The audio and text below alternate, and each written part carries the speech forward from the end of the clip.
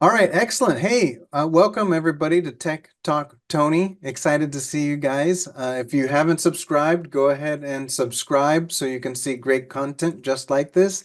Today I've got my friend Stephen Pascal. He's here to share with us one of the topics that really impact us when we're talking about being in the office. And we did just have, COVID a couple of years ago and everybody was locked in their homes, but slowly people are getting back to going to work and understanding this topic is going to be important. And if it's okay, Stefan, I'll just have you introduce yourself to the audience and Sh- excited to have you here today. Sure, sure. First off, Tony, thank you so much for having me. I've been looking forward to this for a while, so I appreciate it. Hello, everybody. My name is Stephen Paskel. I'm the principal owner of CMIT Solutions at Biltmore. We take care of managed services for small, mid-sized businesses. But I've been in the IT space for over 25 years, almost going 30. I can't believe I'm getting that old. Um, yeah, yeah, and I've known this wonderful man for many years now, and it's just been a incredible relationship, wonderful community, and I'm so excited to be here. Yeah, thank you for, taking the time, but agreed. Listen, this is the coolest part about what I do is getting to talk with my friends because you know the deal. I know we just saw each other in Denver, but then we Hmm. had to remember when we were in Denver, we had to think about when did we see each other last? And Yeah, it's like, every so often we get an opportunity to see each other, but this gives us a forum to be able to just have some candid conversations and chatting with a friend, I think is one of the best things that we can do in this world. So thank you. Thank I you. love it, love it. Well, I've got some questions here today. Our audience asks all the time about how being in an office. And some people were hired during COVID and have never been in an office. So there's a whole market out there of people that want to understand this. And then there's a whole market of people who used to go into the office. We had a year and a half break of being in the Hmm. office, and now, it's understanding these organizational office politics that are so important in our careers. So, the first thing that I wanted to ask you, which is, what are the advantages and disadvantages to not paying attention to office politics? Oh, that's a good one. So, what are the advantages and dis of not paying attention to office politics? Yeah, yeah, So, and this is a good topic, and you know what I'll try to do too, Tony, right? Because some of us, this is an important topic, talking about the office politics. Many of us going back into the office, some full time, some just on a partial flex schedule. right, Some of us just every once in a while. Some of us may not have to, but there might be an opportunity to. Should we right. take it or not? And office politics or organizational politics in general. So I'm going to answer and I love the way you ask questions, right? The advantages just of not paying attention to office politics. So if I'm gonna choose, because I know, right, some of us we're like politics of any type.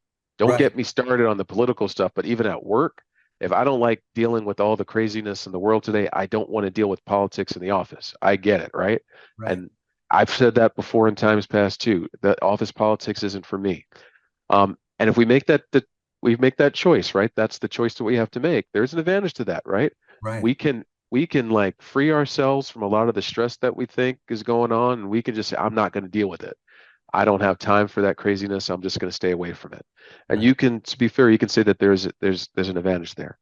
Um, the disadvantage, I would make the case of not paying attention is a lot more. The disadvantage of being unaware or making the decision not to play that game Right. can be impactful, especially if we're looking to make progression in our career, especially if we're looking to advance in our career. Um, Not paying attention to office politics simply isn't an option. Again, I'm not saying it's right. Right. I'm not saying it's fair, not making judgment about it, but it's one of the best lessons I've got. I remember I was going through a leadership program. And I remember the words from Dr. McCurry. It was like the opening day, right? Yeah. And he was talking about the organizational politics, and he was talking about the game, and the entire executive program. He was talking about, I'm going to teach you how to play the game. Right. And he's like, just remember, right? Playing the game, just like in any other game, you can choose whether or not to play the game. You can choose whether or not to be aware, to make steps, to make choices in the game. You can choose not to play a game, but choosing not to play is actually a step in the game. Oh, right. And Right. it was powerful, Yeah, that is powerful. right? Because it's sort of like you can't there's certain things in life where you know that saying about leaning on the fence. I'm going to be right in the Yeah. very few people have the balance to really lean. You're either on one side of it or the other. Yeah. And that's that same thing when we're talking about our organizational politics. We have to be aware, we have to be mindful, and there's a bunch of reasons of why we need to be. Right. Right. That's great. I love that. And that I think that's, we talk about this in IT service management, by the way, not to, I just want to align it to something else, which is you always have to make a decision, right? Your Hmm. inability to make a decision or not making a decision, that's a problem in itself. But being in a situation, right, just like what you're saying, is not playing the game, that's a step backwards, but it's a thing itself. And so, I think it's important. You gotta know that you're in a game. Because of that, you have to make choices about what you're going to do and how you're going to handle it. And either you're going to take advantage of it or not. But you'll just go backwards to say, hey, I don't want to be part of it. And Yeah. And along those lines, if we're talking about like, I don't know about you, right? But we all the games that we're asked to play, I have to enjoy the game, or at least I have to know what stakes are on the line.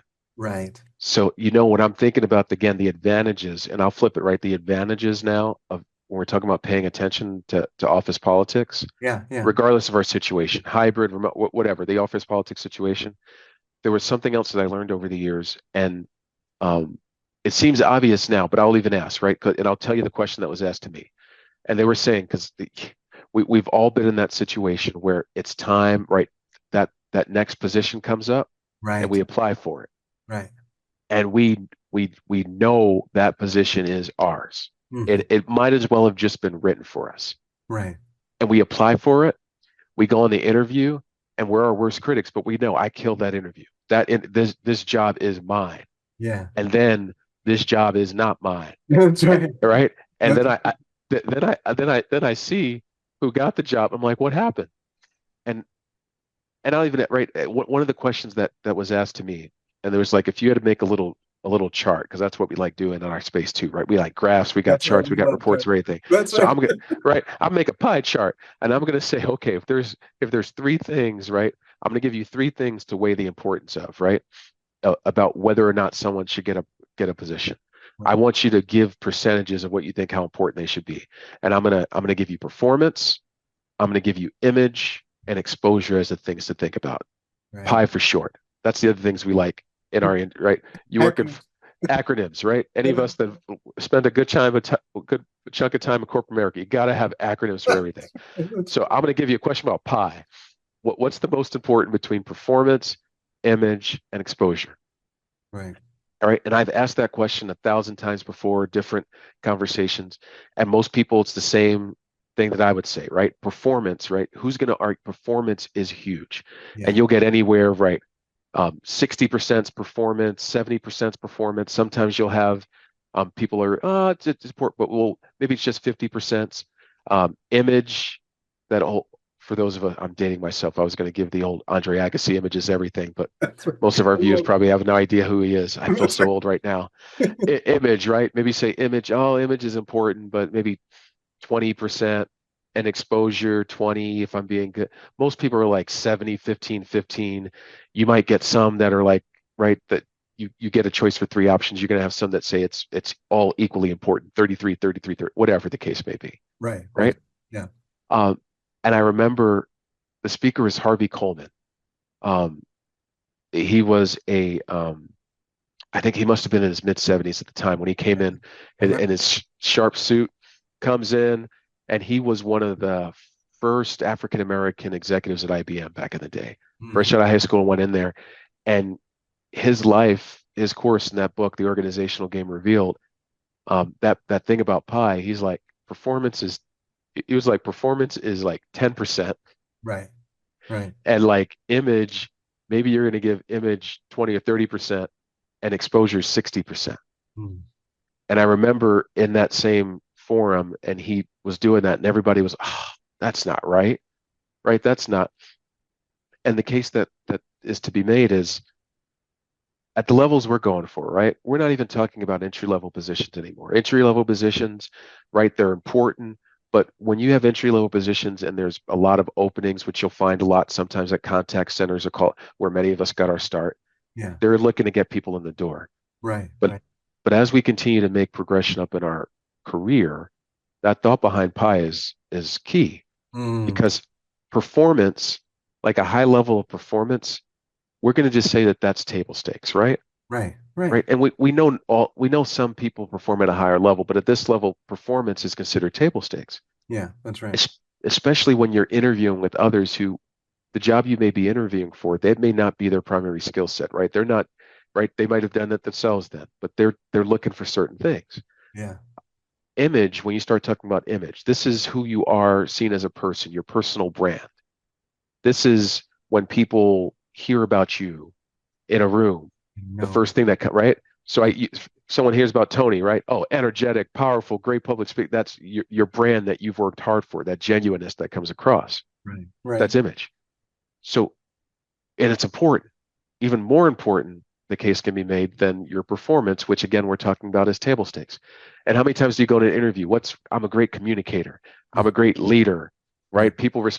All those different things that everyone probably says. We may have different levels of being able to prove it, but Right. that think about the people that are hearing that. They hear the same stuff all the time. Yeah. But now when you hear people's names mentioned and you have multiple people saying, "Oh yeah, Tony's great. Tony's right. If I have a public speaking opportunity, I'm getting that. I need an MC for the event, I'm getting Tony." Right. Then suddenly that brand plays some picture. So now you can be performing great and then you can have a great brand.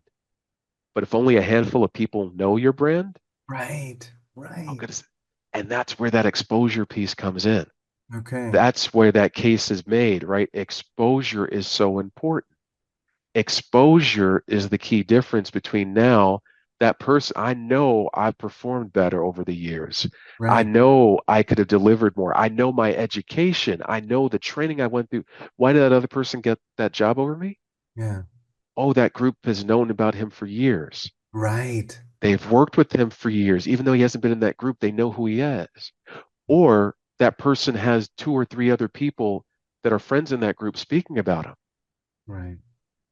Suddenly, the key when you start talking about organizational politics, organizational games, and this is only amplified, right? In the office, and that's going back to those settings when we're talking about those opportunities. This is all part of the game, the things that go beyond our day job, the things that very often, very often doesn't get talked about is the difference between getting that next gig and sitting on the sideline being frustrated, wondering why it's not your time yet. I love that. I love that. Exposure. So, right. I love that. That's one of the reasons why I started the podcast. I have a lot of friends, but I'm not able to get to every state and be with them all the time. And I wanted to be able to share the things that I've learned from them, including, your session that you spoke about in Denver just not too long ago.